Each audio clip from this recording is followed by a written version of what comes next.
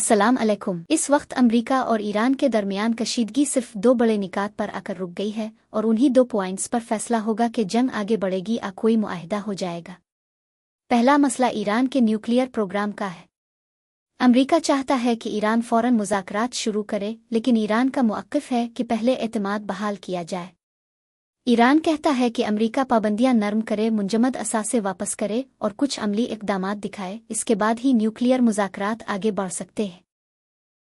दूसरा और सबसे हसास मसला अबनाए हुर्मुज़ का है।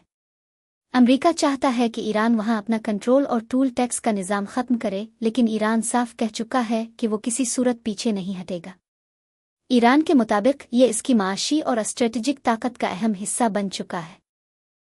दूसरी जानिब खलीजी ममालिक भी शदीद दबाव में हैं। उन्हें खदशा है कि अगर जंग बढ़ती है तो पूरा खित्ता तबाही की तरफ जा सकता है। इसीलिए कुछ ममालिक अब ये सोच रहे हैं कि अगर महदूद टैक्स देकर तिजारत जारी रहती है तो शायद ये मुकम्मल जंग से बेहतर ऑप्शन हो।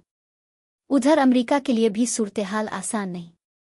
अगर ईरान पर पाबंदियां नरम होती हैं और ईरानी तेल दोबारा आलमी मार्केट में आता है तो तेल की कीमतें गिर सकती हैं, जिससे खलीजी मईशतों और अमरीकी आयल कंपनियों को बड़ा नुकसान पहुंच सकता है।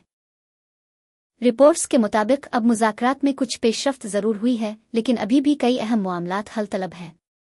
मुबस्सिरीन का कहना है कि अगर दोनों ममालिक एक एक कदम पीछे हिट जाएं तो किसी दरमियानी रास्ते पर इत्तेफाक मुमकिन हो सकता है।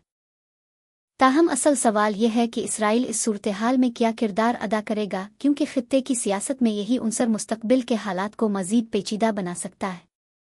फ़िलहाल दुनिया की नज़रें उन्हीं मुज़ाकरात पर जिमी हुई हैं, क्योंकि एक फ़ैसला पूरे मशरिक़ वस्ता का मुस्तकबिल बदल सकता है।